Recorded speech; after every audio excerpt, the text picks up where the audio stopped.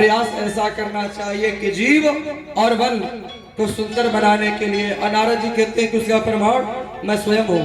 पहले मैं दासी का पुत्र था और मेरे पिताश्री की मृत्यु हो गई, और जब मेरे पिताश्री की मृत्यु हो गई थी तो मेरी माता लेकर संत महात्मा के आश्रम में पहुंच गई, और संत महात्मा के आश्रम में पहुंचकर मेरी मैया कहने लगी कि बाबा कुछ कार्य आपके यहाँ है हो तो मैं यहाँ पर करना चाहती हूँ। और उस समय संतों का हृदय तो ऐसे भी बड़ा होता है। कहे देवी तुम जाओ अंदर, और अंदर जाकर जो तुम्हारी गुरु माता हैं उनसे कोई कार्य हो तो पूछ लो, और यहाँ रहो, तुम आराम से रह सकती हो।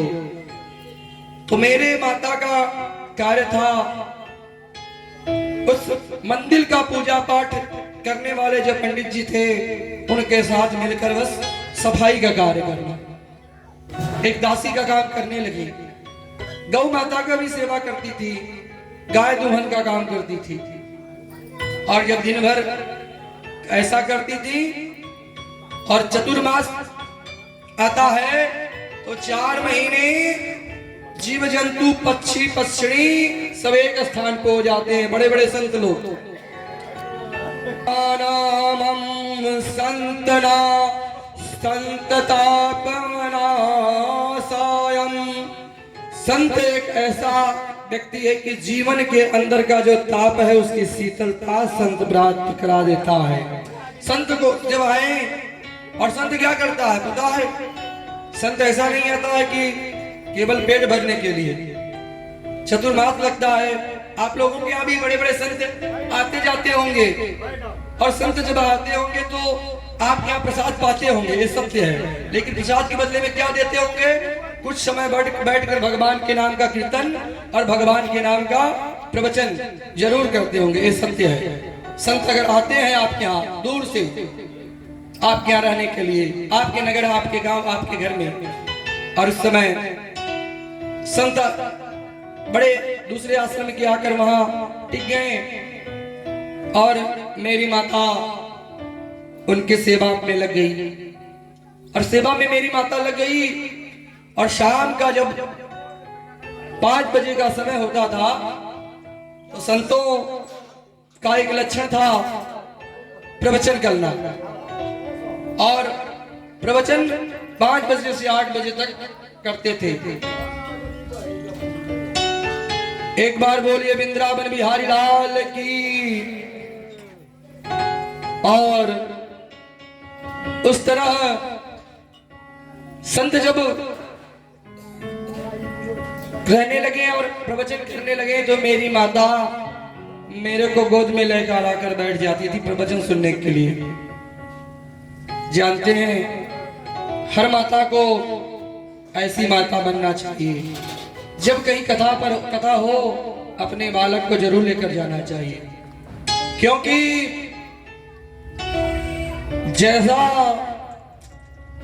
बर्तन जो कुम्हार बनाता है एक मिट्टी का कोई भी बर्तन और बनाता है तो उसमें बड़े अनेक डिजाइन बनाता है, और एक डिजाइन रंग कर बनाया जाता है, और एक पहले ही पकने के पहले ही बना दिया जाता है लकीर।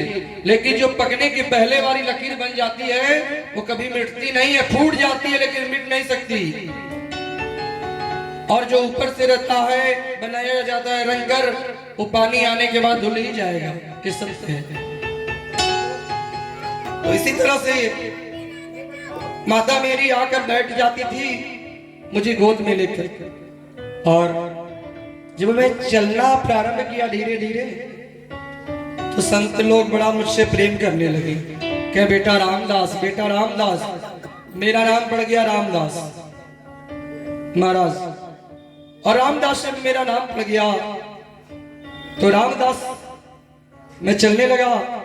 और जो महात्मा जी लोग जब भोजन करते थे तो भोजन के समय थाली में अन्न जो बच छूट जाता था उस अन्न को जाकर मैं एक एक दाना बीन बीन कर खाता था और उसका प्रभाव ऐसा हो गया कि मेरा दिनचर्या ही बदल गया।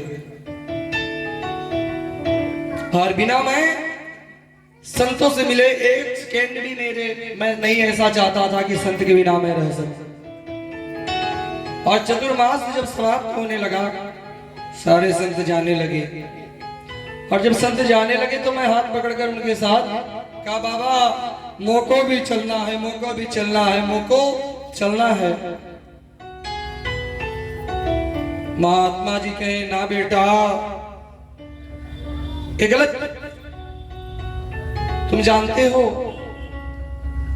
अगर मैं तुमको अपने साथ लेकर चला जाता हूं तो तुम्हारे माता के बहुत बड़े मैं अपराधी हो जाऊंगा कि संत महात्मा आए और मेरे पुत्र को लेकर चले गए, मुझे कलंक लग जाएगा।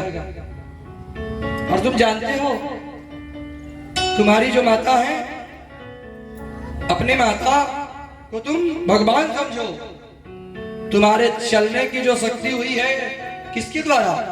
बालक जब जन्म लेता है माता खूब पैर में रगड़ती है और पैर में ऐसा ताकत आता है तभी बालक चल पाता है। और उसी अवस्था में, उसी परिस्थिति में जैसे जन्म लेता है, उस बच्चे को छोड़ दिया जाए तो बच्चे को चलने में कठिनाई होगी, ये सत्य है। तो इस तरह वह बच्चा, तुम अपनी माता का सेवा करना पहले पर तुम्हारा परम धर्म कर्तव्य है। नारद जी कहते हैं, ना बाबा मैं चलूंगा। कहे जब तुम्हारी माता जब तक जीवित है तब तक तुम मेरे साथ नहीं चल सकते, लेकिन तुम जिद कर रहे हो तो एक तुमको मंत्र देता हो। क्या?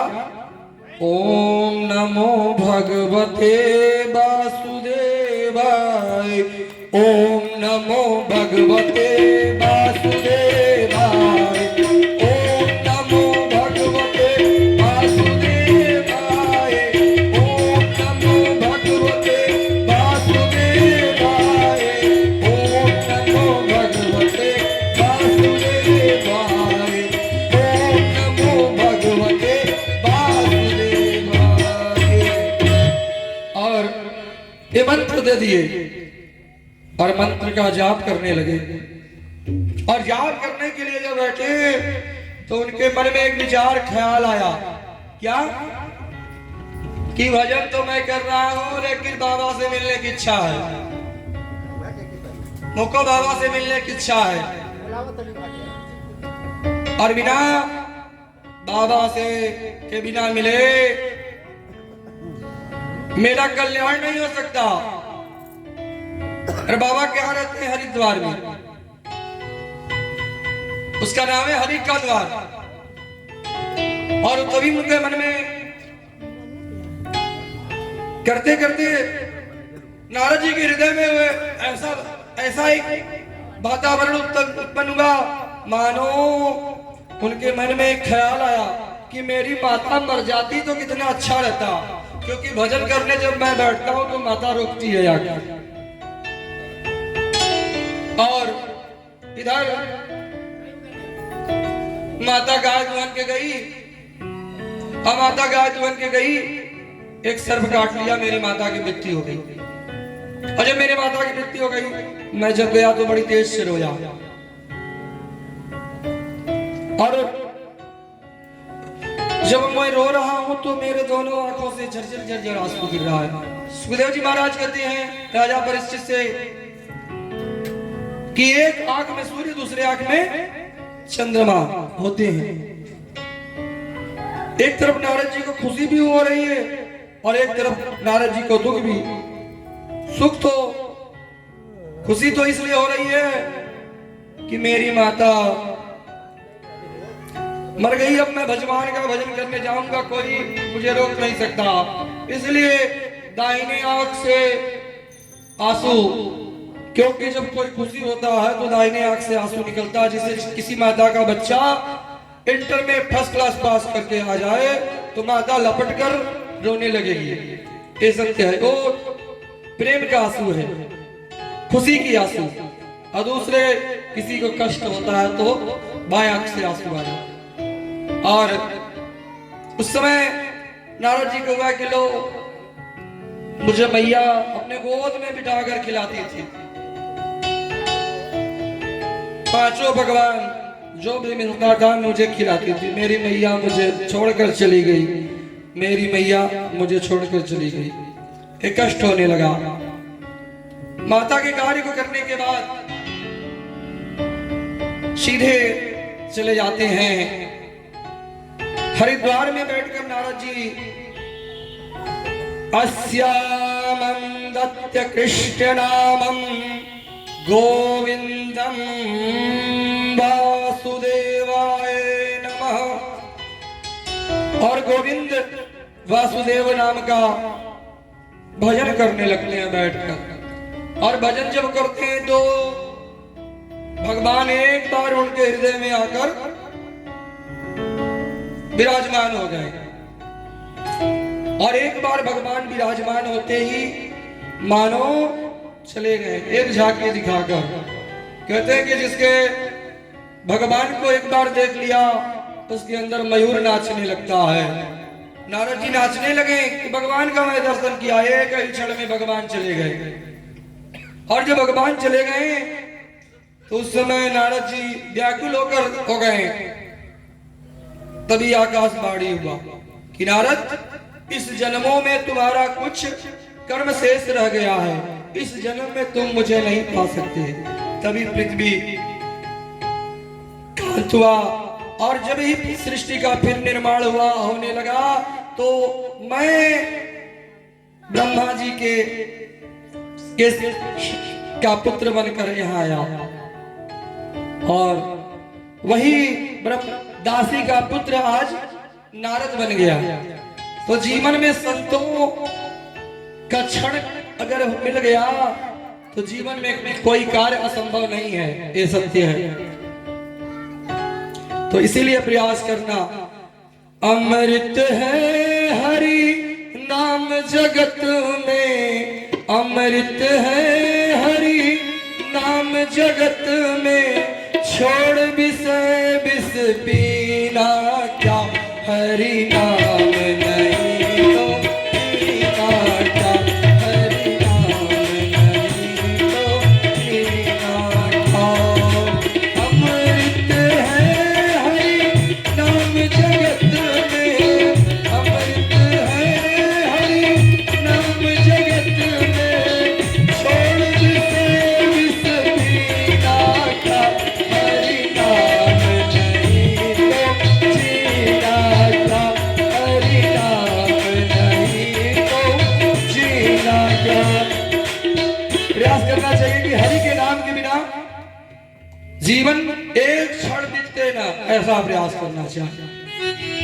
जैसे कहते हैं कि माताएं झाड़ू लगाती हैं, उस समय भी भगवान का नाम लेना कोई दोष नहीं है।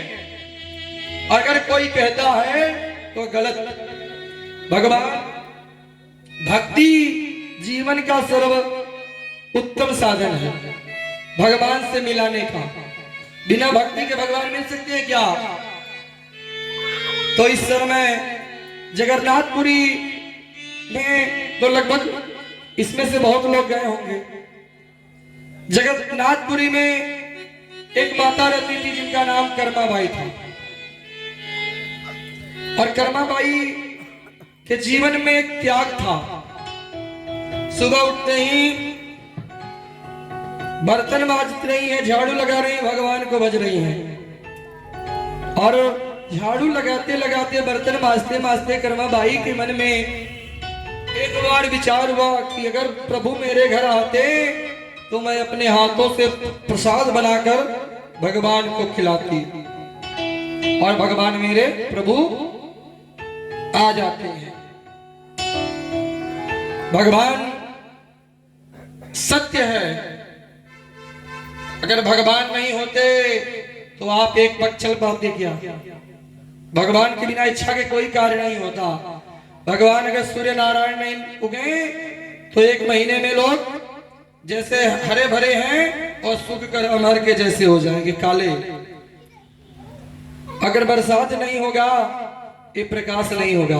बरसात के बिना ये बिजली उत्पन्न हो सकता है क्या? कोई वैज्ञानिक नहीं बना सकता। सोलर पैटर्न तो जरूर बनाए, लेकिन सोलर पैटर्न बिना सूर्य नारायण के अधूरा रहता है। तो भगवान सब में सबको चार्ज भगवान ही करते हैं, और जैसी आपके मन में भावना आए भगवान पहुंच जाते हैं। कर्माबाई के अंदर ये भावना उत्पन्न हुई कि मैं भगवान को भोग लगाकर प्रसाद खवाती तो कितना मेरा भाग्य रहता, क्योंकि अपना जीवन ही बाल अवस्था से युवावस्था वृद्धावस्था आ गई, वो माता समर्पण कर दी थी। और इधर माता यहाँ एक भगवान एक 8 वर्ष के बालक बनकर पहुंच जाते हैं। मैया मैया मुझको भोजन प्रसाद पवाओगी क्या? बड़ी भूख लगी है। और इस समय कर्माबाई मानो की पागल सी हो गई। उनको लगा कि शायद साक्षात भगवान मेरे आ गए, मेरे नारायण आ गए। और उस समय कहीं बस लाला 2 मिनट रुको, मैं तुरंत ही तुमको बनाकर खिलाती हूँ, लेकिन एक मेरा शर्त है, अपने हाथों में से खिलाऊंगी और गोद में बिठाकर। क्या मैया इसलिए तो मैं आया हूँ। और माता जाकर बनाकर खिलाती हैं, अपने गोद में बिठाकर भगवान को खिलाती हैं। और एक क्रिया चलती जा रही थी, और तभी उस माता के यहाँ एक बड़े संत आकर रहने लगे। और जब संत रहने लगे और संत महात्मा जब सुबह उठे तो देखते हैं कि कर्माबाई 4:30 बजे ही भोजन बना रही है। 4:30 बजे जब भोजन बना रही है तो कर्माबाई से कहते हैं कि क्या देवी, बड़ा सुबह सुबह तुमको भूख लग जाता है। और उस समय कर्माबाई कहती है कि ना महाराज जी, ये मैं तो प्रसाद प्रभु के लिए बनाती हूँ, जगन्नाथ जी महाराज के लिए मैं प्रसाद बनाती हूँ अपने हाथ से। अरे पागल तो नहीं हो गई हो? जगन्नाथ जी के लिए कि भगवान के लिए तुम भोग बना रही हो, अपराध कर रही हो। भगवान को भोजन बनाया जाता है, पहले स्नान किया जाता है, स्नान किया जाता है, उसके बाद भोजन बनाया जाता है। और यह जब कह दिए तो माता मानो कि माता को लगी मैं बहुत अपराध की। माता बहुत अफसोस करने लगी कि हाँ बाबा ठीक है, आप मुझको बता दिए, कल से मैं यही कार्य किया करूंगी। और इधर भगवान प्रभु हर प्रतिदिन की भांति उस दिन भी पहुंचते हैं कर्माबाई के यहाँ। और जब पहुंचते हैं तो देखिए कर्माबाई को देखते हैं कि झाड़ू लगा रही है 4:30 बजे। 4:30 बजे झाड़ू लगा रही हैं कि मैया मुझको जल्दी खिलाओ, भूख लगी है, मैया मुझको जल्दी खिलाओ।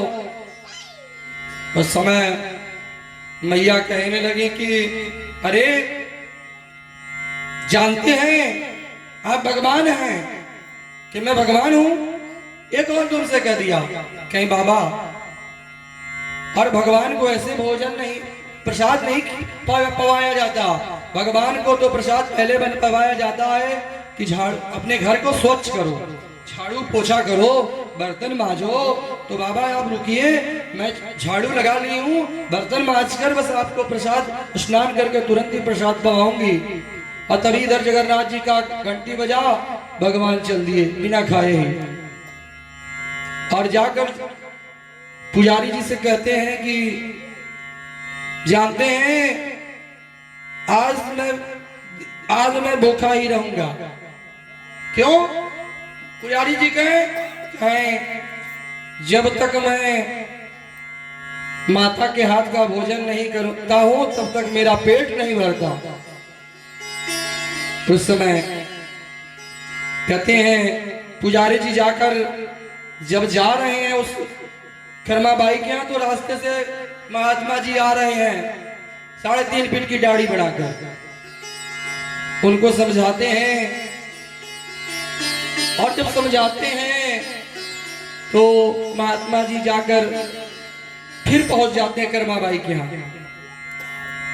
और कर्मा बाई के जब पहुंचते हैं तो देखते हैं कि 4:30 बज रहा है।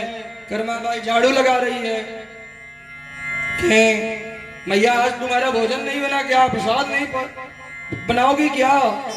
कहें महाराज आप ही तो कहे थे कि बिना स्नान ध्यान के प्रसाद बनाना अपराध है। महात्मा जी कहते हैं कि मैया ये सब हम लोगों संतों को लागू करता है, तुम गिरस्त में माता हो इसलिए तुम्हारे ऊपर ये कुछ भी लागू नहीं करता। तुम्हारे ऊपर तो एक ही लागू करता है, श्रद्धा। और श्रद्धा भावना से तो इस तरह से भगवान को भोग लगाकर पवाती थी माता कर्मा बाई। और एक दिन कर्मा बाई की मृत्यु हो गई। और जब कर्मा बाई की मृत्यु हो गई तो मानो भगवान जगन्नाथपुरी का जो जब पट खुला, पुजारी जी जाकर सबसे पहले खोलते हैं तो देखते हैं कि भगवान के आंखों से झरझर झरझर आंसू पड़ रहा है। कहे प्रभु क्या कारण है आप बतलाइए। तो उस समय प्रभु कहते हैं अरे मेरी मैया चली गई छोड़कर, और मुझे अपने हाथों से बनाकर प्रसाद पवाती थी, खिचड़ी खिलाती थी, अब कौन खिलाएगा। उस समय पुजारी जी कहे कि प्रभु आज से इस मंदिर में जो भोग लगेगा सबसे पहला खिचड़ी का ही भोग लगेगा। उसी दिन से प्रतिदिन खिचड़ी का भोग जगन्नाथपुरी में लगने लगा। तो भगवान कहते हैं कि प्रेम के भगवान भूखे हैं, प्रेम से आप बुलाएंगे तो भगवान आपके हाथ को पकड़ कर चल देंगे। ये सत्य है। जैसे बिहारी जी के यहाँ, हमारे बिहारी जी बगल में बैठे हैं और बिहारी जी का एक दृश्य है कि बिहारी जी का ऐसे पर्दा लगता है 2 मिनट में पर्दा इधर से इधर आ जाता है, बराबर पर्दा नहीं रहता। क्यों? क्योंकि कहा जाता है कि भगवान एक माता आई रोज प्रतिदिन आती थी और वो थी दिल्ली की रहने वाली। और दिल्ली की रहने वाली माता और दिल्ली से माता बाल अवस्था से वृद्धावस्था तक पहुंच गई, लेकिन दर्शन करने बिहारी जी की जाती थी। इतना भीड़ था मानो,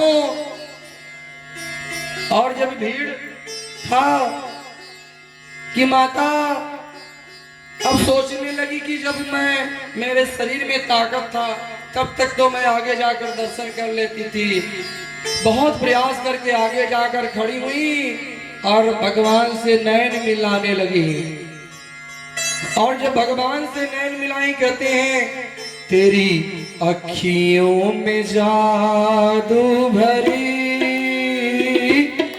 बिहारी जी मैं कब से खड़ी, तेरी अखियों में जादू भरी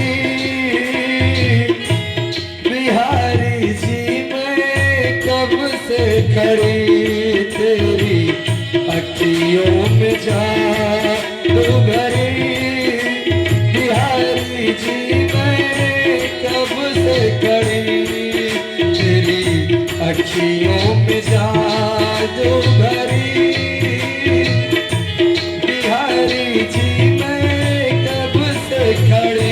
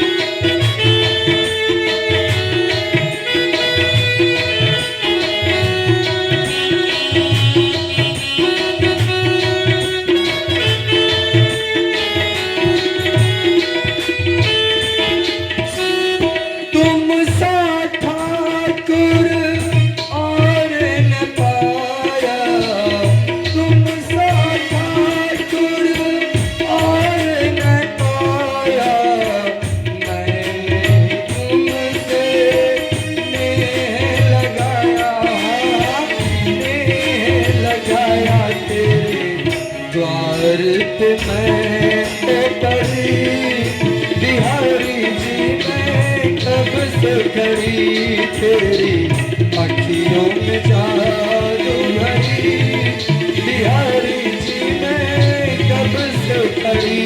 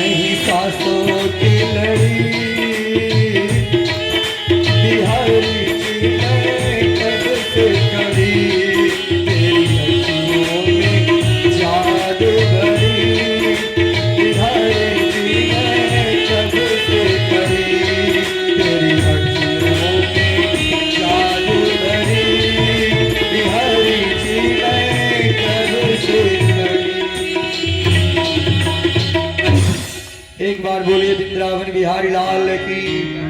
और वो माता भगवान से अपने नेत्रों को मिला रही हैं, और जब अपने नेत्रों को मिला रही हैं, बिहारी जी मूर्ति से निकलकर बाहर आ गए, मूर्ति से निकलकर बाहर आ गए, और उस मैया के हाथ को पकड़कर बिहारी जी चल दिए। ये सत्य है, जो ब्रज में जाता है वह सबसे पहले यही तो जानकारी होती है कि देखो भाई, बिहारी जी को ले जाने का प्रयास मत करना, क्योंकि ब्रज को छोड़कर अगर बिहारी जी चले गए तो ब्रज का सार चला जाएगा। और बिहारी जी जब चले गए तो मानो कि जो मंदिर में लोग पूजा पाठ करने के लिए आते थे, भगवान के दर्शन के ललायत रहते थे, मानो कि लगता था भगवान का केवल, जैसे लोग बाहर जाते हैं तो उनके परिवार के लोग उन फोटो को देख देख कर याद करते हैं, मोबाइल में देख लेते हैं, हाँ ऐसा थे, ऐसा ही मालूम पड़ने लगे बिहारी जी। और जब बिहारी जी ऐसा ही समझ में आने लगे कि अरे तो फोटो है, भगवान मेरे प्रभु कहाँ चले गए, ब्रज में हड़कम सी मच गई। और जब हड़कम सी मच गई तो मानो जब पता लगा कि बिहारी जी तो पहुंच गए हैं दिल्ली में, और दिल्ली के पास एक गांव था, जब वहां हरिदास जी महाराज पहुंचे, क्योंकि हरिदास जी महाराज एक ऐसे संत थे कि बैठे बैठे भगवान का ही अवतार माना जाता था। हरिदास जी महाराज पहुंचे और मैया से निवेदन किए, और मैया से कहते कि मैया तुम जानती हो ये जो प्रभु हैं तुम्हारे साथ तो चले आए हैं, लेकिन हजारों जो ब्रजवासी हैं इनके लिए पागल हो रहे हैं। मानो कि जीव शरीर के अंदर तो शरीर तो है लेकिन शरीर के अंदर किसी के जीव नहीं है। और मैया मैं चाहता हूं कि तुम बड़ी करुणा निधान हो, जिनके ऊपर भगवान का हाथ रहता है वो कभी क्रोध नहीं करती, उनके अंदर तो दया रहता है। माता कहीं कि बाबा अरे बिहारी जी चले आए हैं यहाँ, ब्रजवासी सब उदास से हो गए।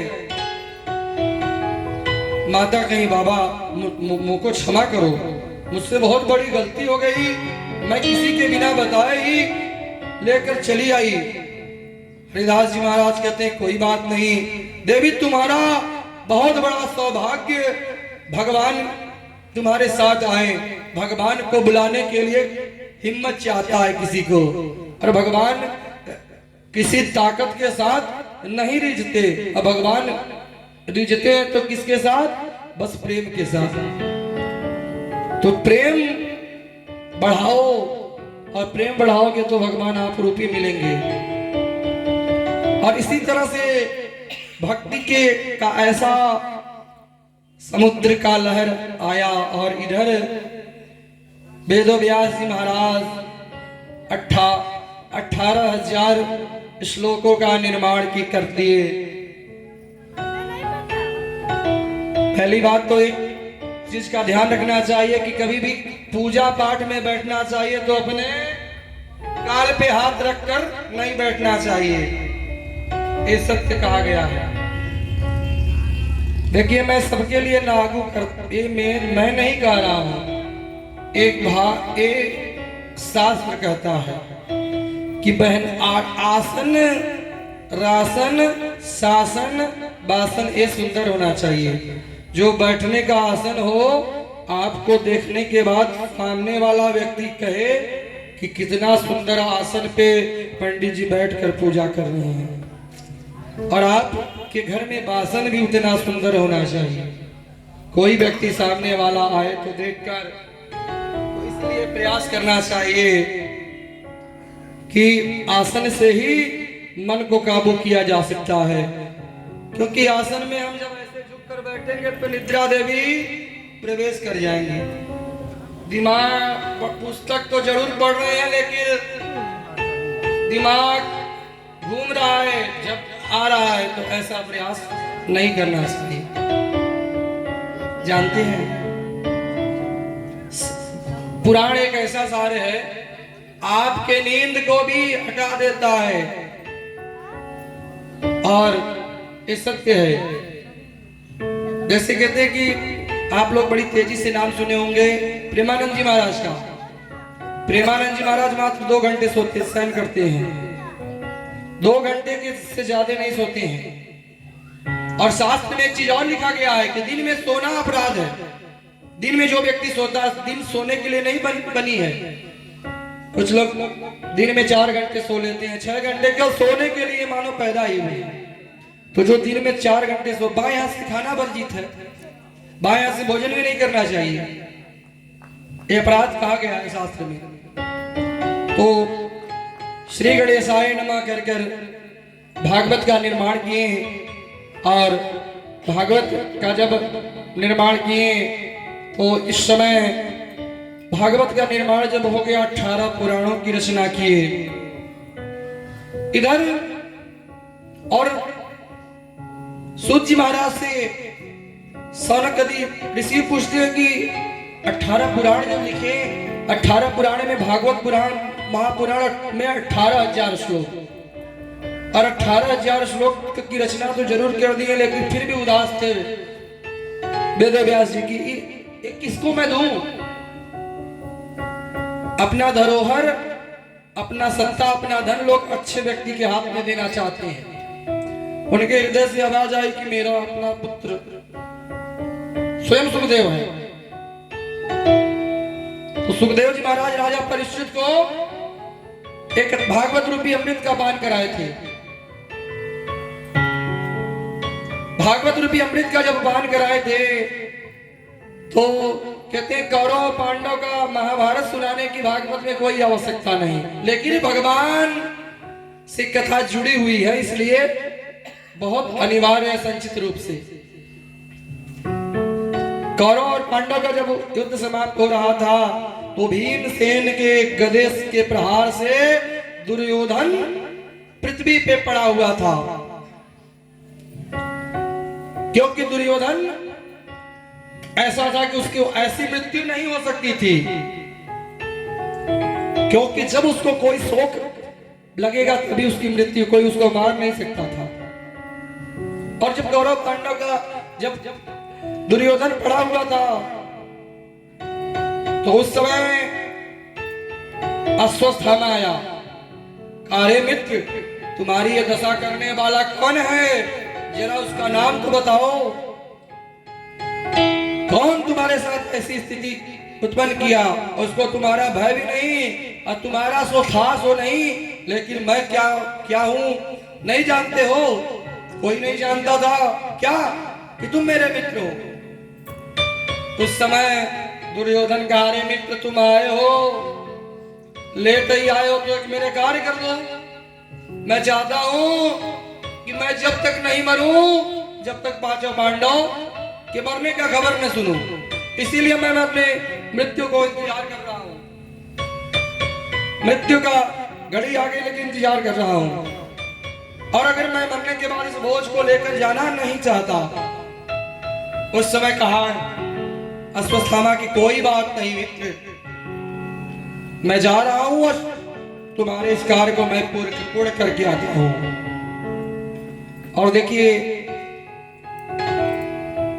जब पांडव विजय प्राप्त करके आए थे तो चैन के साथ सो रहे थे, और जब चैन के साथ सो रहे थे तो रात्रि के समय में जो है नींद, अर्जुन की नींद खुली। अर्जुन की नींद खुली, कही लाला अरे कन्हैया तू सोए नहीं, कहे जानते हो तुम लोगों के दुश्मन इतने हैं और तुम लोग अनभिज्ञ होकर सो रहे हो निश्चिंतता से, कब दुश्मन किधर से आकर प्रहार कर दे। उस समय अर्जुन कहते कन्हैया जब मैं अपना जीवन का बागडोर का रस्सी जब तुम्हारे हाथ में सौंप दिया हूं तो मुझे क्या सोचने की आवश्यकता। भगवान पांचों पांडवों को उठाकर दूसरे स्थान पे ले जाकर सुला देते हैं, और जब दूसरे स्थान पे ले जाकर सुला देते हैं वहीं पे द्रौपदी के 5 पुत्र जो थे पांडव के ही जैसे देखने में लगते थे, और वहां वो चैन वहीं सोए रह गए। और इधर जाता है अश्वत्थामा और 5 को मार देता है, और जब मारता है तो मानो उसका लगा कि सीना इतना बढ़ गया, अरे मैं बहुत बड़ा कार्य कर दिया, बहुत बड़ा कार्य। और उस समय ये विचार करने लगा कि मैं जो 5 पांडव को मार दिया हूं, ये विश्वास मेरा मित्र दुर्योधन नहीं करेगा, दुर्योधन नहीं करेगा, तो इसलिए मैं 5 के सर को काट कर लेकर चल रहा हूं। और 5 के सर को काट कर लेकर बांध कर गया, कहा अरे मित्र मैं तेरा कार्य कर दिया, तुम्हारा कार्य करके आया हूं। कहा तुम मेरे कार्य को कर आ गए मित्र, बड़ा अच्छा। कहा हाँ मैं 5 पांडव को मार कर आया हूं। कहें मार कर तो आया हूं सो देखो 5 के सर को लेकर आया हूं, इसलिए कि तुमको शायद विश्वास न हो। कहे 5 पांडव तुमको कदली मूली समझ में आ रहे हैं कि तुम गए और काट कर लेकर चले आए। और जब ही खोल कर देखता है दुर्योधन, मानो उसी समय धरती पर गिरकर अपना प्राण त्याग दिया। और जब प्राण त्याग दिया तो उस समय मानो कि हस्तिनापुर में एक शोक की लहर उमड़ पड़ी, और सबसे सभा के बीच में जब सब आए नर नारी तो द्रौपदी आई।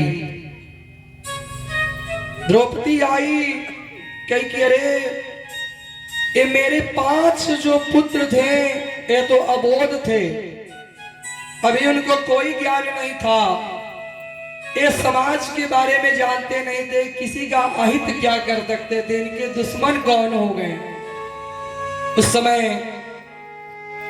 भीमसेन कहने लगे कि देवी, तुम्हारे पुत्र को मारने वाला आकाश में पाताल में जहां कहीं भी होगा उसको मैं ढूंढ कर लाऊंगा।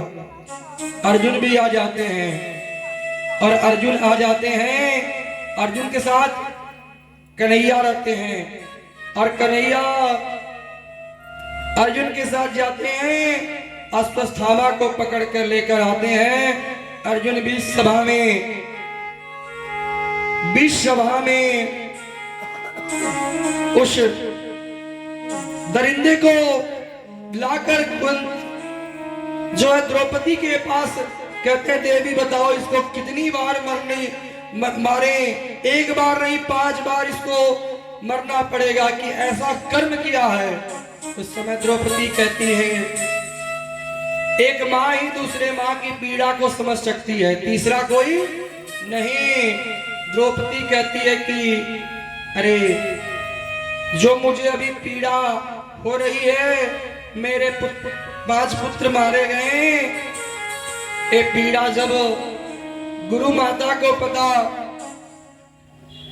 पता चलेगा तो मानो, क्योंकि जो ज्ञान द्रोणाचार्य जी अश्वत्थामा को नहीं सिखाए थे, वह ज्ञान 5 पांडवों को दिए थे। इनको मत मारो क्योंकि ये मेरे पूजनीय हैं। और उसमें भीम कहते हैं, अरे देवी ये क्या कह रही हो? अरे कहते हैं कि ब्राह्मण को मारना नहीं चाहिए और बालक की हत्या करने वाले को छोड़ना नहीं चाहिए, ये सत्य है। और उस समय कन्हैया भी सभा में बैठे हुए हैं, कहते हैं ब्राह्मण को मरने से ज्यादा कष्ट कब होता है कि ब्राह्मण को सभा से समाज से निकाल दिया जाए, तो मरने से ज्यादा उस व्यक्ति को कष्ट होता है। और उस समय अर्जुन अश्वत्थामा के सर को के बाल को कटवाए और उनके शरीर अश्वत्थामा के मस्तक पे जब जो मणि थी निकाल कर सभा से बाहर कर दी। और इधर अश्वत्थामा जब जाता है तो अपनी कुटिया में बैठकर ध्यान करता है कि 5 पांडव के कुल को मैं समाप्त कर दूंगा। कहते हैं कि मेरा एक आठ फूट गया तो कोई बात नहीं है, लेकिन सामने वाले का दोनों आंख फोड़ दूंगा, ऐसा विचार आता है। और उस समय विचार किया कि अरे पांडव कुल में अब तो कोई है ही नहीं कि पांडव कुल को पानी दे पाए। लेकिन अभिमन्यु जब मारा गया था तो उनकी पत्नी गर्भ से थी, ये जानता था। और उस समय अपने ब्रह्मशस्त्र को चला दिया और ब्रह्मशस्त्र तेज से आते हुए देखकर उत्तरा दौड़ते दौड़ते आती है और आगे कन्हैया के चरणों में गिरकर कहती है कि प्रभु आप बचा लीजिए, मैं मर जाऊंगी इसका मुझे कष्ट नहीं, लेकिन जो मेरे गर्भ में बालक है उसका आप रक्षा करें, क्योंकि यही तो 5 पांडवों के कुल की हस्तिनापुर का दीपक है। यह समाप्त हो गया तो मानो हस्तिनापुर की धरा समाप्त हो जाएगी। और इस तरह से भगवान कहते हैं कोई बात नहीं बेटी। कन्हैया कहते हैं कि जरा तुम अपने हृदय में मातृभाव उत्पन्न करो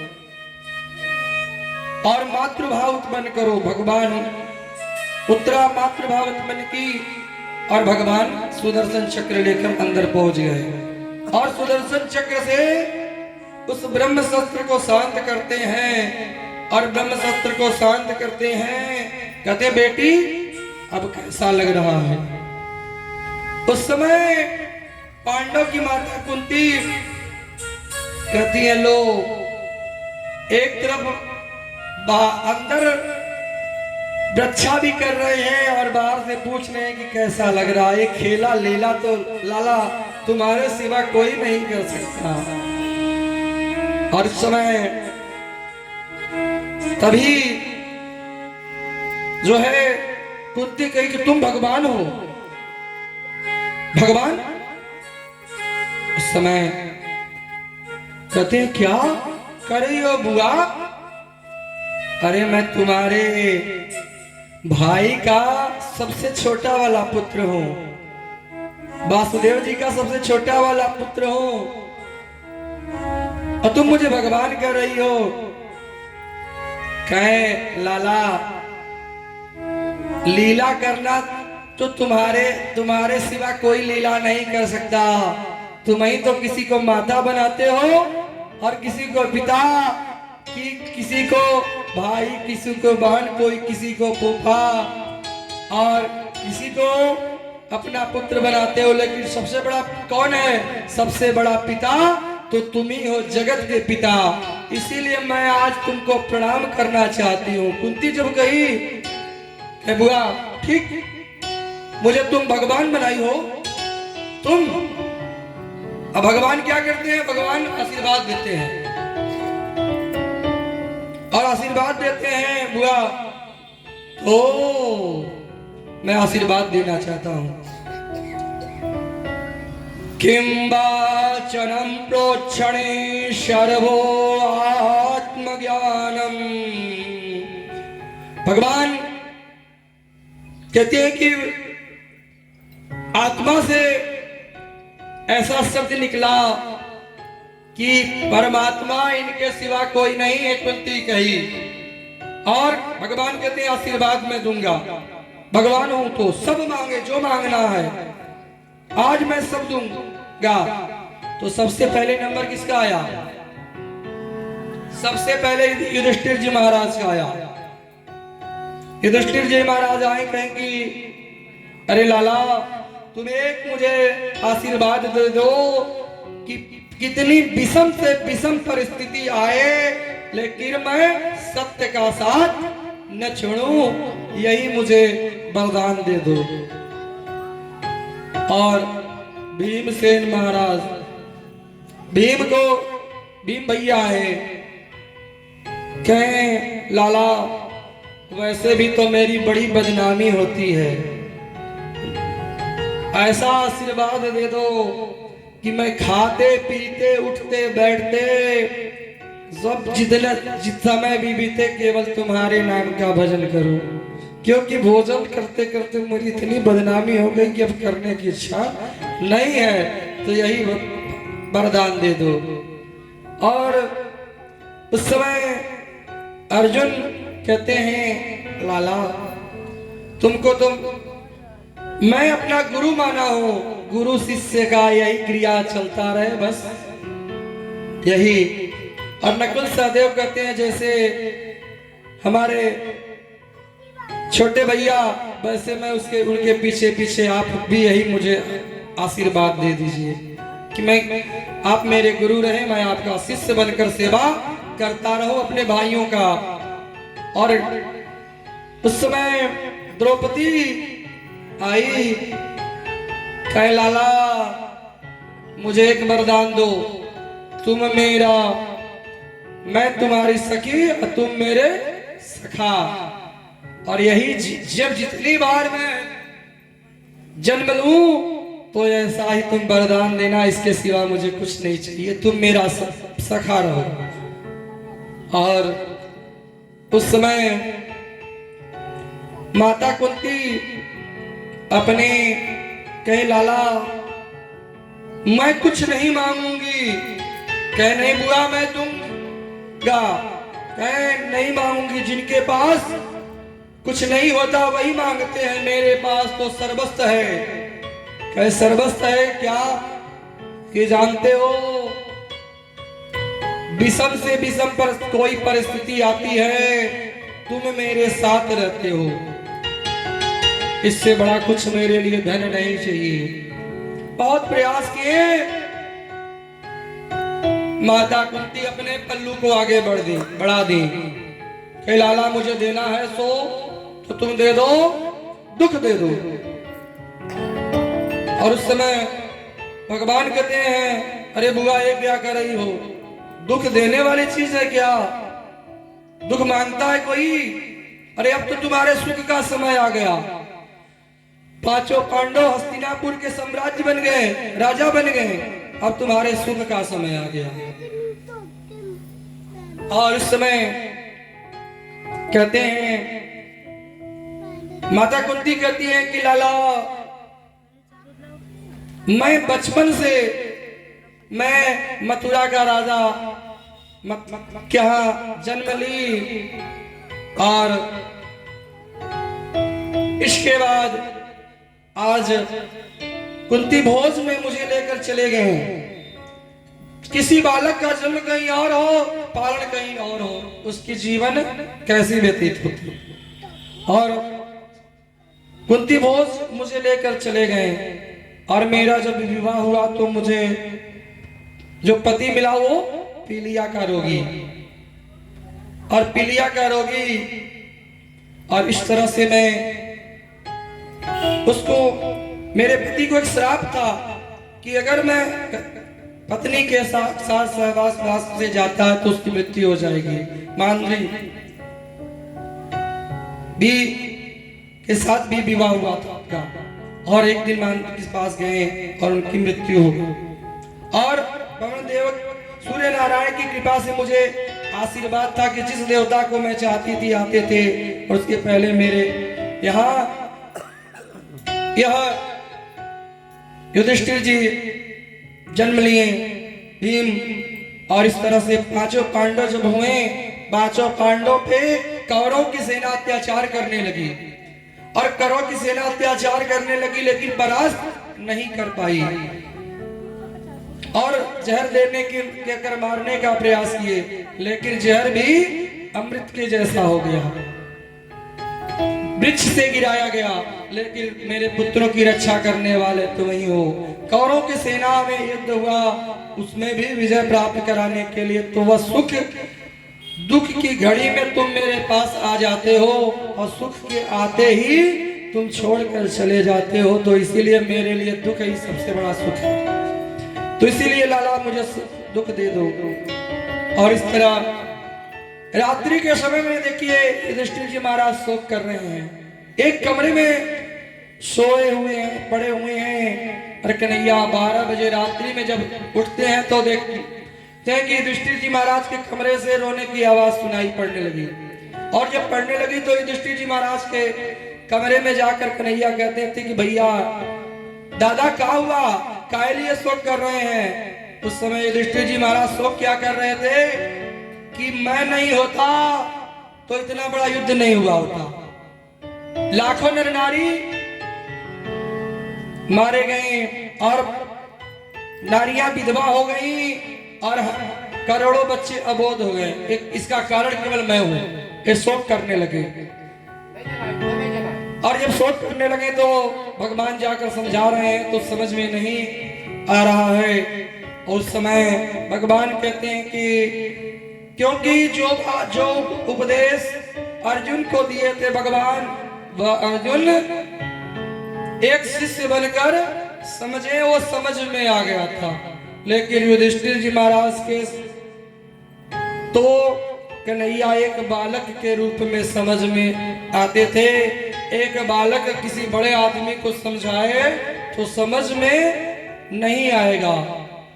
तो इस तरह से युधिष्ठिर जी महाराज को जब नहीं समझ में आया तो कन्हैया कहते हैं कि ये बात अगर भीष्म पितामह कह दे तो इनका शोक समाप्त हो जाएगा, कि युद्ध जो हुआ ये विधि का विधान है, जीवन मरण जस अबजस लाभ हानि सब प्रभु के हाथ में है, कोई अपनी इच्छा से कुछ नहीं करता।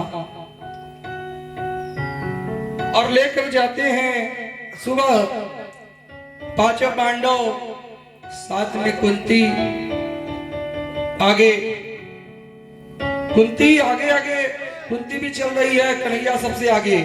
पांचों पांडव को लेकर जाते हैं और कन्हैया कहते हैं कि अरे बाबा, आप बहुत दिन तक राज्य कार्य को संभाले।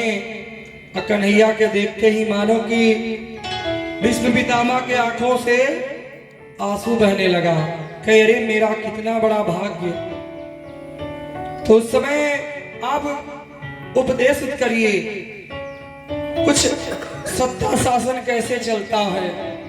भीष्म पितामह कहते हैं कि बेटा, पहले तो गृहस्थ में लोगों को रहने वाले व्यक्ति को आलसी नहीं होना चाहिए। सबसे बड़ा पहला कर धर्म, जो व्यक्ति पैसा खूब कमाओ, पैसा खूब कमाओ और जितना पैसा कमाओ उसका 10वां भाग दान कर दो,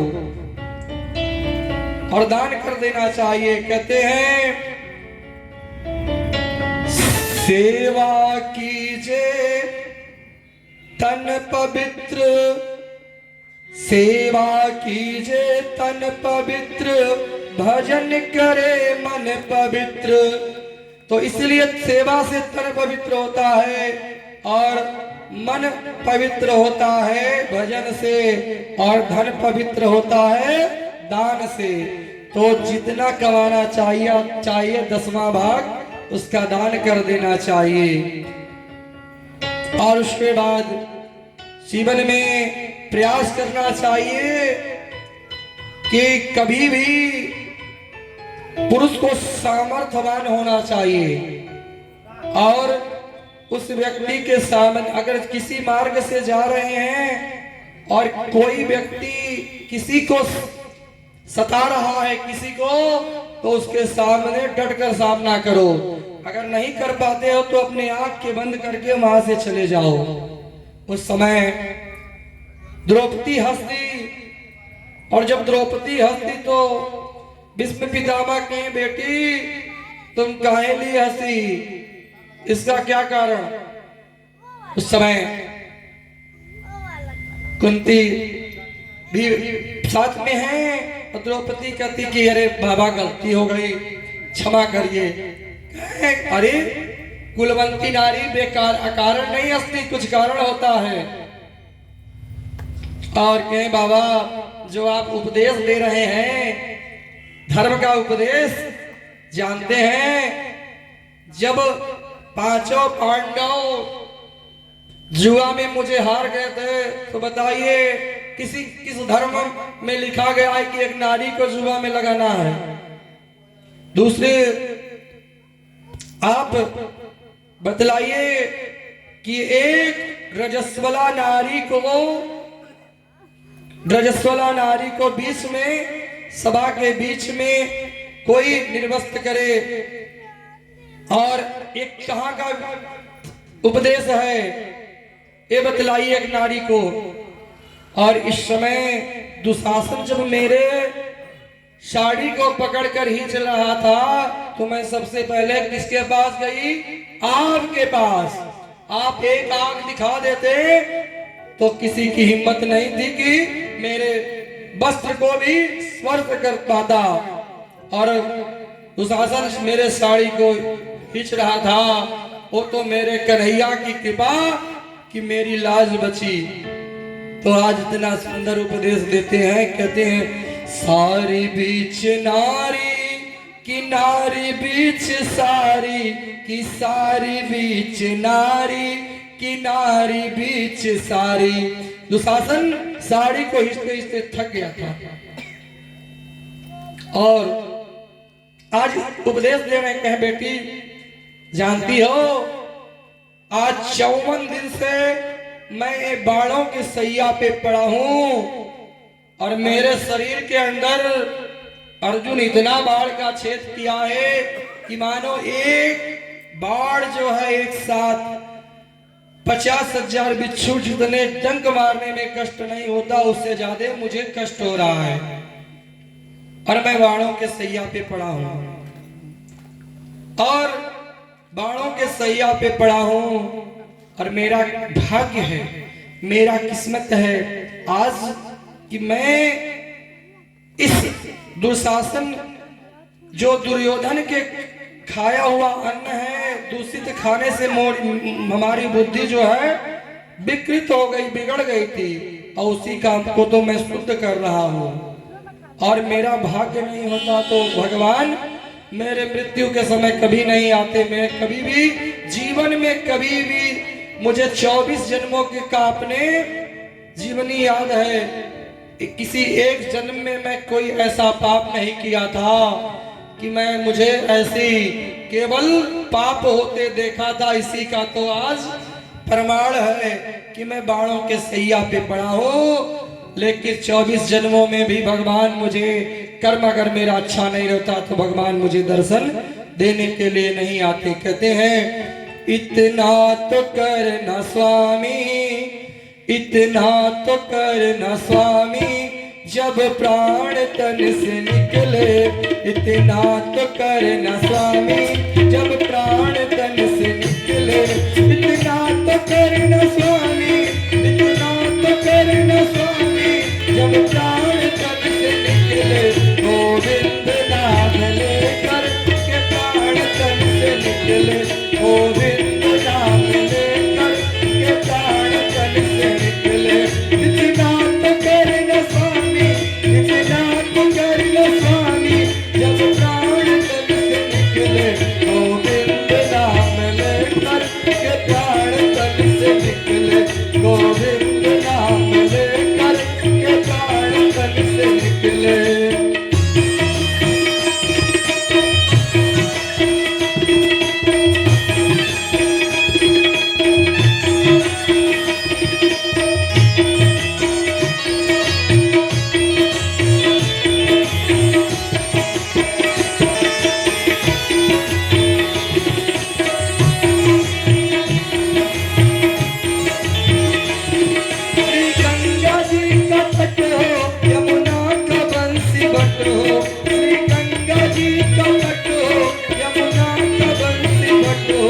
मेरा सावरा निकट हो जब प्राण तन से निकले।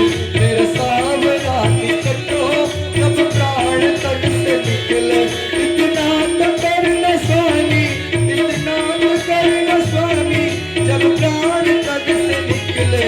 इतना तो करना स्वामी, जब प्राण तन से निकले। इतना तो करना स्वामी, जब प्राण तन से निकले।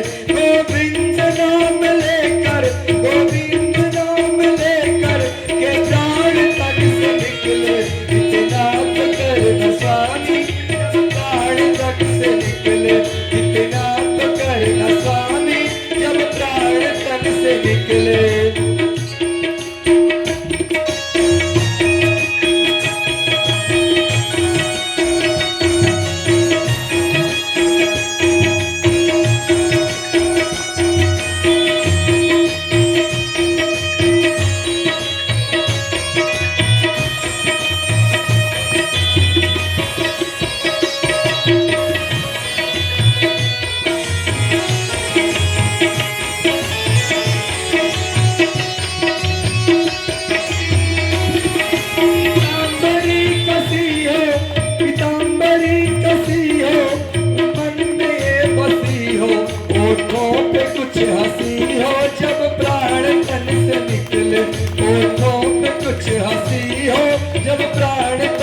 निकले।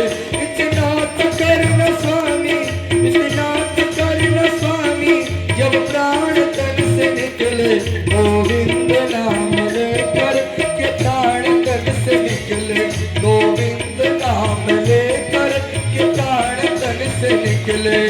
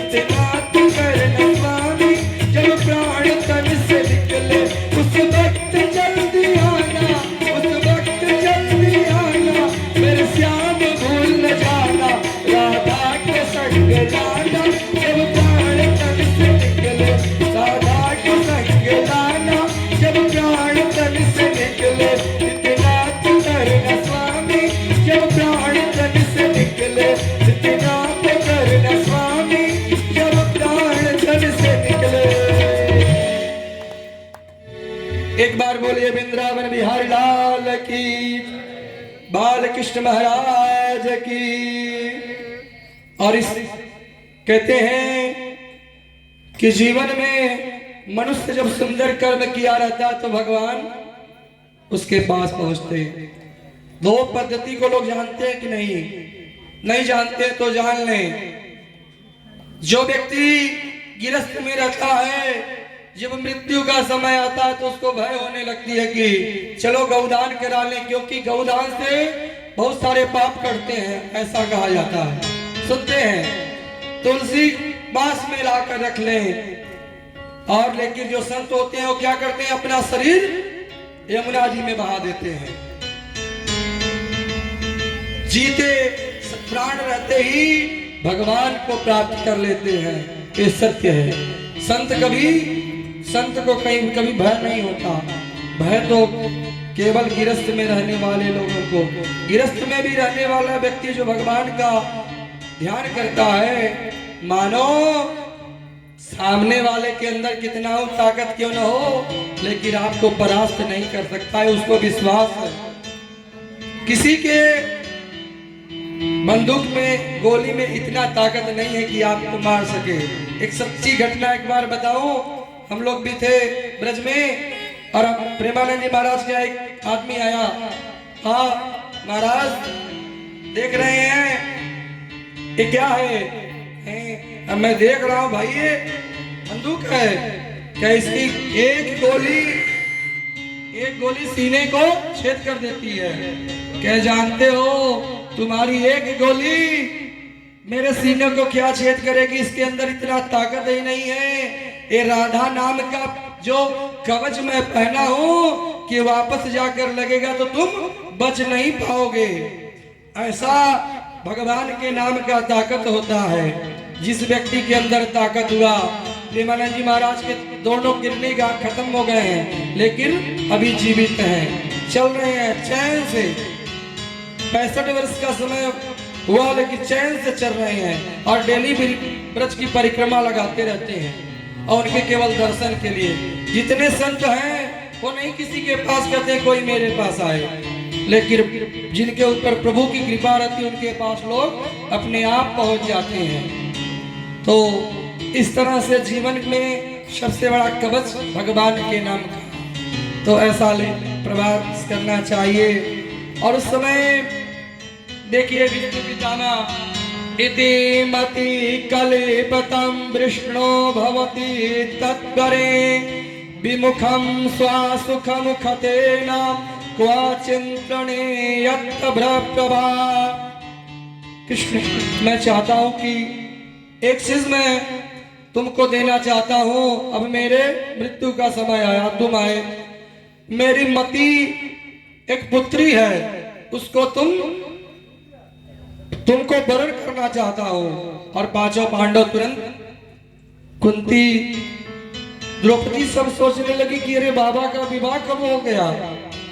विवाह की हुआ तो पुत्री कब हो गई? उस समय कहते हैं कि जो मेरी बुद्धि रूपी मति है अब मेरा शुद्ध हो गया। अब यह मैं भगवान को, जब तक शुद्ध नहीं रहेगी बुद्धि तब तक भगवान ग्रहण नहीं कर सकते। तो इसी तरह भगवान को वरण किए और भगवान का ध्यान करते करते एकादश स्कंद का पाठ करते हुए विष्णु पितामह अपने प्राण को त्याग दिए। और इसके बाद कन्हैया सुबह जाने का जब समय हुआ, मानो युधिष्ठिर जी महाराज अर्जुन से कहें कि अर्जुन, तुम लाला को लेकर जाकर बाहर नगर के सीमा जंगल से बाहर करा दो, क्योंकि बीच में घना जंगल पड़ता है। और घना जंगल पड़ता है, जंगल में बड़े बड़े डाकू रहते हैं। और उनको ये नहीं पता कि जिनके सौजन्य से, जिनकी कृपा से आज गद्दी मिली है, कि 1000 लोगों के साथ भगवान कहते हैं कि 1000 एक साथ बल भी किसी का, भगवान का कुछ नहीं बिगाड़ सकता। जन्मे और भगवान आज इतना प्रेम था युधिष्ठिर जी महाराज को भगवान कन्हैया के प्रति। और युधिष्ठिर जी महाराज भगवान के को विदा करते हैं। हस्तिनापुर की सब नर नारियां विदा कर रही हैं और भगवान जब जाते हैं कहा द्वारिका। जब द्वारिका में जाते हैं तो सबसे पहले द्वारिका में जब द्वारिका के महल के अंदर प्रवेश करते हैं तो जाते हैं अपनी माता देवकी के चरणों में अपने सर को रखकर प्रणाम करते हैं। कहते हैं कि जिस वृक्ष में ज्यादा पत्ते लगे हुए होंगे, फल लगे होंगे, वो वृक्ष अपने आप झुका रहता है, और जिस वृक्ष में फल ही नहीं हो तो अपने आप ही टाइट रहेगा, वो अपने आगे किसी को समझेगा नहीं। तो इसीलिए भगवान जिसको ज्ञान देते हैं वो आप रूपी झुका रहता है और सत्य है, इसको कोई ठुकरा भी नहीं सकता। और भगवान जाकर इधर प्रणाम किए, उधर हस्तिनापुर में भगवान जिस बालक का जाके गर्भ में रक्षा किए थे वो बालक अवतारित ले लिया। जन्म लेते ही मानो पलथी मार कर बैठ गया वो बालक, और सारे हस्तिनापुर के लोग बड़ा जंबे में पड़ गए कि अरे ऐसा बालक तो मैं पहले कभी नहीं देखा। और यही नहीं, चारों दिशाओं में देख रहा है, सोच रहा है वो बालक कि जिन जो गर्भ में हमको मेरी जाकर रक्षा किए, मुझे दर्शन दिए, वह तो इस भीड़ में उनकी क्रांति कहीं दिखाई नहीं पड़ रही है, और नहीं दिखाई पड़ रही है, इसको देख सोच रहे हैं। और समय देखिए युधिष्ठिर जी महाराज गोद में लेकर छुपा रहे हैं, लेकिन रोते जा रहे हैं कि जब खबर पहुंची कि मेरे बहन के घर सुभद्रा के घर पुत्र हुआ तो टीका टोपी लेकर आ रहे हैं, लेकर आए। और जब आए सभा के बीच में जो बालक चारों तरफ देखकर रो रहा था, कन्हैया को देखकर ही हंसने लगा। अरे अभी तक जिसको मैं ढूंढ रहा हूँ ये तो अब आ रहे हैं। और कन्हैया उस बालक को गोद में लेकर उसके सर पे हाथ को हिला देते हैं। उस बालक का नाम ही पड़ गया राजा परीक्षित, क्योंकि भगवान जन्म लेने से ऐसा पहला बालक है कि भगवान जन्म लिया, बाद में भगवान का दर्शन पाया पहले। तो भगवान उस बालक का नाम परीक्षित पड़ गया, वो परीक्षित। और वह बालक धीरे धीरे बड़ा होने लगा। और इधर भगवान प्रभु चले जाते हैं द्वारिका। और जब प्रभु द्वारिका चले जाते हैं, उनको छोड़ने के लिए कौन जाते हैं? द्वारिका तक अर्जुन जब छोड़ने के लिए जाते हैं द्वारिका में, यदुवंशी आपस में लड़ने लगे। और लड़ने लगे तो भगवान एक दुर्वा निकाल कर देखे, सब आपस में ही लड़कर मर गए। भगवान को कष्ट हुआ, भगवान भी उस लोक को छोड़कर चले गए। और जब छोड़कर चले जाते हैं तो देखिए उस समय अर्जुन जब आते हैं तो दरवाजे के दहली को पकड़कर खड़े हो जाते हैं। और दहली को पकड़कर खड़े हो जाते हैं, उनके शरीर की तेजता समाप्त हो गई। और तेजता जब समाप्त हो गई तो उस समय युधिष्ठिर जी महाराज कहते हैं, अर्जुन क्या बात है, आज तुम्हारे ललाट की तेजता क्यों समाप्त हो गई? कहा जाता है कि पराई स्त्री के साथ संपर्क होने के बाद मनुष्य का तेजता समाप्त हो जाता है कि, और या तो गाय का वध, या तो कोई अपना प्रेमी जिससे सबसे ज्यादा प्रेम करो वह छोड़कर चला जाए तो उसके शरीर की तेजता चली जाती है। इन तीनों में से तुमसे क्या ऐसा हो गया? कहें कि भैया जो मेरे अपने प्राणों से प्रिय, मेरे अपने कृष्ण, मेरे लाला छोड़कर मुझ चले गए हम लोगों को। और उसी समय देखिए कुंती कृष्ण कृष्ण कहते ही अपने प्राण को त्याग दी। जैसे दशरथ जी महाराज को ये पता चला कि राम वन में गए, राम राम कहते अपने प्राण को त्याग दिए। और इधर कृष्ण कहते ही कुंती अपने प्राण को त्याग दी। और इस तरह युधिष्ठिर जी महाराज बुलाए राजा परीक्षित को, और राजा परीक्षित को राजगद्दी पे बिठा दिए कि बेटा अब तुम राज सत्ता चलाओ। कहते हैं कि बालक जब अपने 5 वर्ष तक का बच्चा रहे उसको खूब प्रेम करना चाहिए, और बच्चा जब अपने 14 वर्ष का हो जाए अपने बराबर, तो उससे साथ मित्र तक व्यवहार करना चाहिए। ये शास्त्र का विधान गया है। कहा गया है कि बच्चा कंधे के बराबर हो जाना चाहिए, तो कभी उसको डांटना नहीं चाहिए, उसको मित्र समझना चाहिए, उसके साथ दुख सुख बांटना चाहिए। ये सत्य है। और इधर जब ही बिठाते हैं राज सिंहासन पे कि बेटा तुम बैठो, अब हम चले वन में तपस्या करने के लिए, कितने समय तक कार्य को करते रहेंगे।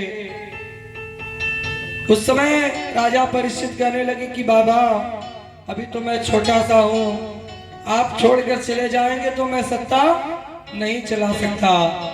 तो कहते हैं, सुंदर उपदेश देते हैं युधिष्ठिर जी महाराज कि बेटा पहले तो सत्ता चलाने वाले व्यक्ति को एक सम्य भाव रखना चाहिए, सबके प्रति एक भावना रखनी चाहिए, प्रयास करना चाहिए कि इस नगर में कोई दुखियारा व्यक्ति कोई न रहे, कोई किसी को सताए नहीं, और दुश्मन भी अगर शरण में आ जाए तो उसको माफ कर देना चाहिए।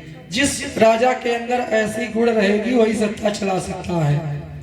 और इधर चल देते हैं वन में भगवान का ध्यान करने के लिए, और इस समय 5 पांडव चल दिए, पीछे पीछे द्रौपदी भी चल दी और सब।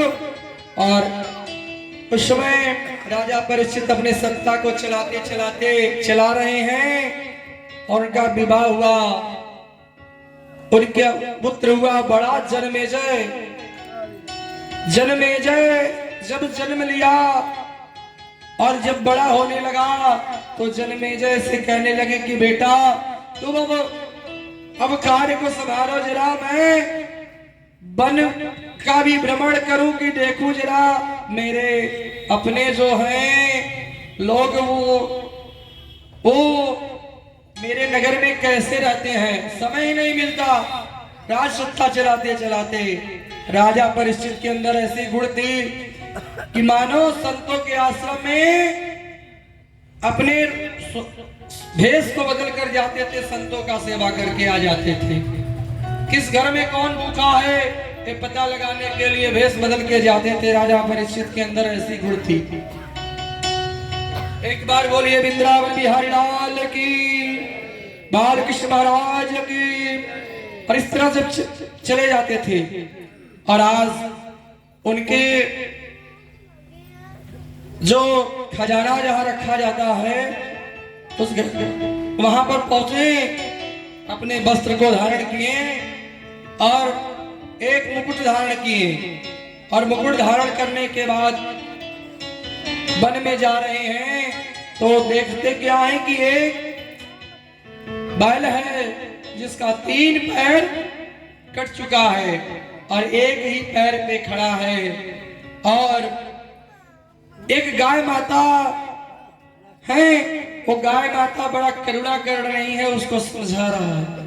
वो बैल कहती है कि कल धर्म के 4 पैर होते हैं। सतयुग समाप्त हुआ, धर्म का एक पैर कट गया, और उसके बाद सतयुग के बाद त्रेता युग आया, एक पैर धर्म का कट गया। द्वापर आया, एक पैर और कट गया। कलयुग में केवल धर्म का एक ही पैर बचा है और एक पैर के सहारे खड़ा है। और उसको समझा, अपने गौ माता को समझा, क्योंकि पृथ्वी माता है।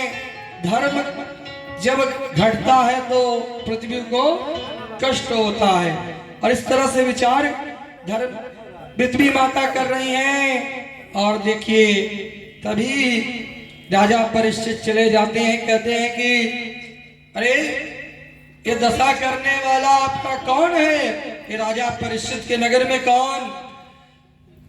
उस समय बैल कहता है कि महाराज मैं क्या बताऊं, अगर विद्वानों की बात कहा जाए, शास्त्र की बात कहा जाए, तो जिसका जैसा कर्म रहता है कर्म के आधार पे ही उसी को भोगना पड़ता है। महाराज मेरा ऐसा कर्म कि मेरे 3 पैर कट गए। कहते हैं कि पाप का नाम भी अपने मुख से लेना पाप है, ये सत्य है। और इधर राजा परीक्षित समझ गए कि कोई और नहीं है तो साक्षात धर्म है। और जब वहां से हटते हैं, एक लंबा चौड़ा आदमी आता है और हाथ में तलवार लेकर आता है, और धर्म का एक पैर जो है उसको भी काटने का प्रयास किया। राजा परीक्षित कहते अरे दुष्ट, तुमको ये पता नहीं कि ये मेरा राज्य है, मेरे राज्य में कहीं भी जो है ऐसा कोई कार्य नहीं रहता, और कोई पापी पुरुष तुम कहां से आ गए, तुम मेरे राज्य में कहां से आ गए, तुमको मैं छोड़ता नहीं हूं। तुरंत ही राजा परीक्षित अपने तलवार को निकले कि मैं उसको मार दूं। तुरंत ही राजा परीक्षित की स्थिति को समझ भाग गया, राजा परीक्षित के चरणों में गिर पड़ा। और जब चरणों में गिर पड़ा, तुरंत ही राजा परीक्षित कहते हैं कि देखो, पहले तो तुम मेरे नगर में, मेरे राज्य में रहने के अधिकारी नहीं हो। बड़ा विनती किया तो कहने लगा कि महाराज मैं रहना चाहता हूं, आपका सुंदर नगर है, यहाँ कुछ स्थान मुझे दे दीजिए। तो कहते हैं दूतम पानम स्त्रियम श्रोवेतम कालम, कहते हैं कि जाओ तुम जुआ में निवास करो। जुआ में क्यों निवास, कि कहते हैं कि छल के बिना जुआ नहीं खेला जा सकता, और कपट के बिना कोई जीत नहीं सकता जुआ में, ये सत्य है। दूसरा, जाओ तुम मंदिरा में निवास करो, क्योंकि जानते थे राजा परीक्षित को मेरे नगर में न कोई जुआ खेलने वाला है और न कोई मदिरा पान करने वाला है। मदिरा पीने वाले ऐसे होते हैं कि अगर एक बार पान कर लिए तो नाली में पड़े रहते हैं और कुत्ते से बात करते हैं, उनके अपने आगे कोई उनको नहीं समझ में आता। तीसरा कहते हैं कि जाओ वैश्यावृत्ति की स्त्री में तुम निवास करो, और जहां हिंसा हो वहां पर तुम निवास करो, क्योंकि राजा जानते हैं कि मेरे नगर में कोई हिंसा करने वाला नहीं है, मेरे नगर में तो सब अहिंसावादी हैं। ये 4 जगह कलयुग को राजा परीक्षित दे दिए। बड़ा विनती किया कि महाराज सब गंदी चीज आप मुझे दिए। उस समय कहते हैं राजा परीक्षित के मुख से निकल गया कि जाओ तुम स्वर्ण में निवास करो, क्योंकि भगवान जो है हिरण्यगर्भ है। हिरण्यगर्भ मतलब भगवान के गर्भ में स्वर्ण निवास करता है, स्वर्ण है, और जहाँ स्वर्ण है वहाँ कलयुग, जहाँ भगवान है वहाँ कभी भी कलयुग अपना निवास नहीं करता। तुरंत ही कलयुग अपना असर दिखाने के लिए तैयार हुआ कि असर राजा परीक्षित जो मुकुट धारण किए हैं, ये मुकुट स्वर्ण का है।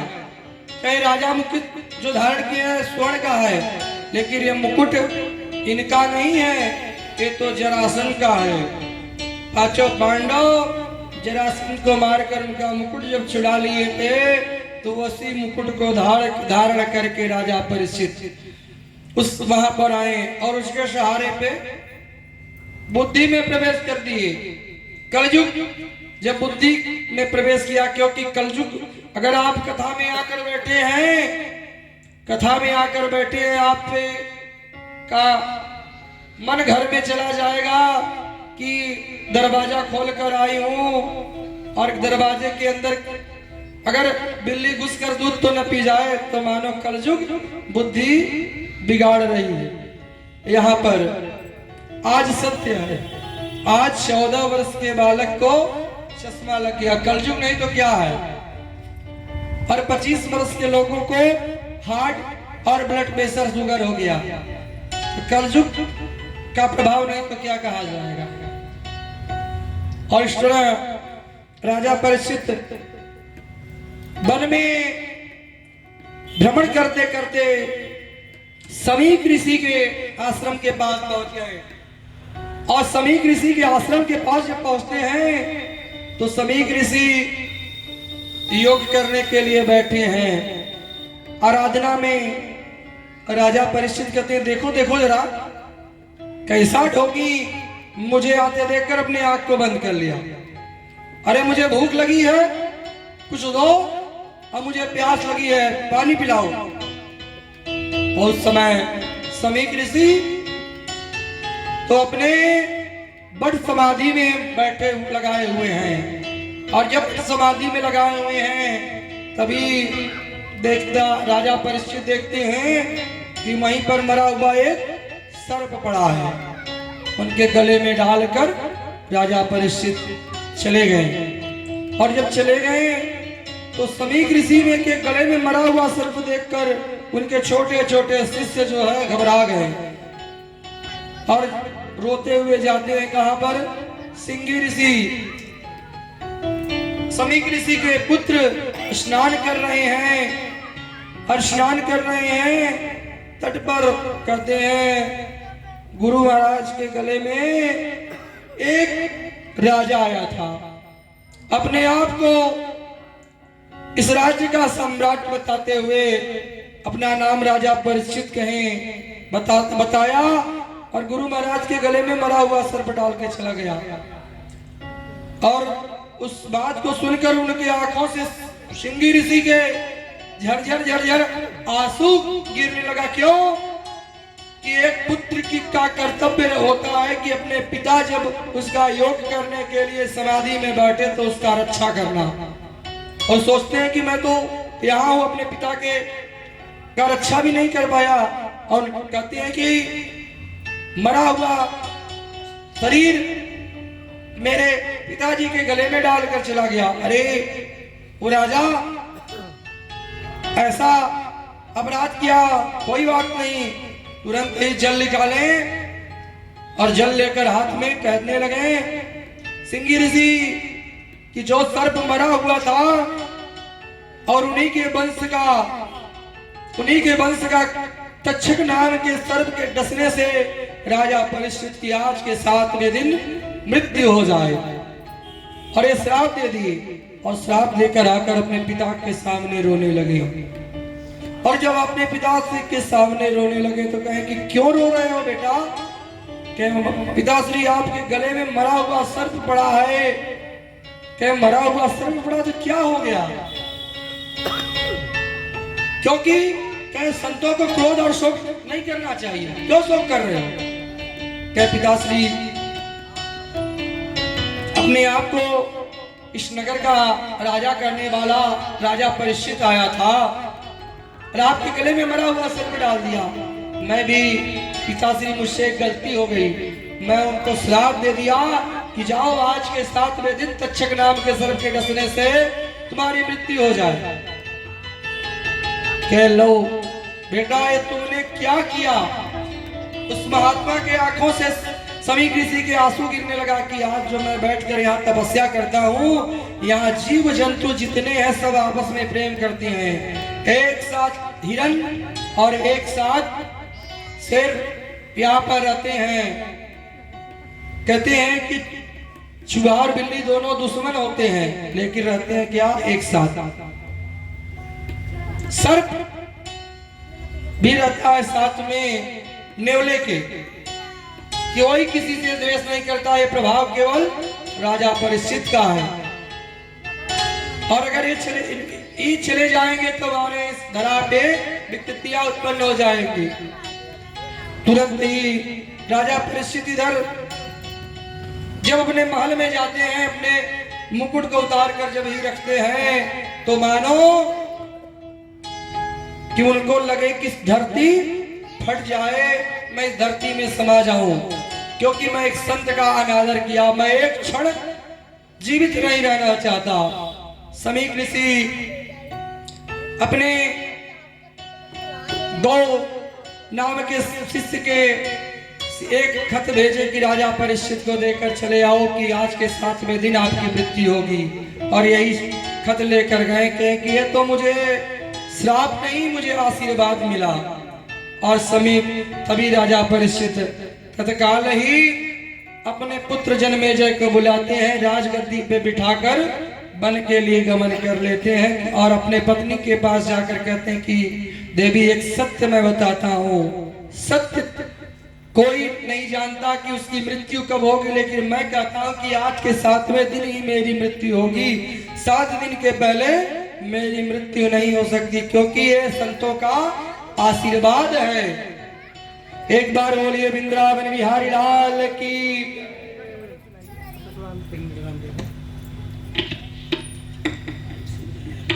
हरिओम हरिओम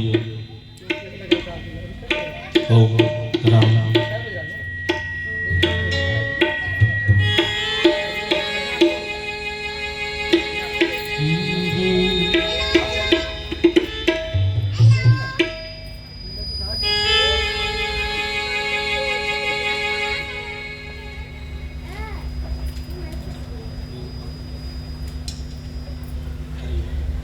हरिओम हरिओम हरिओम ओम हरिओम।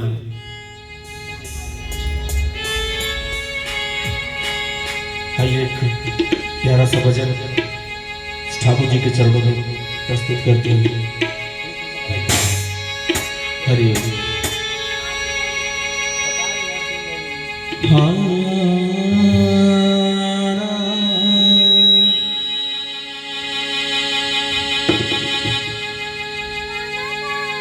बोल पिंजरे का तोता राम रे,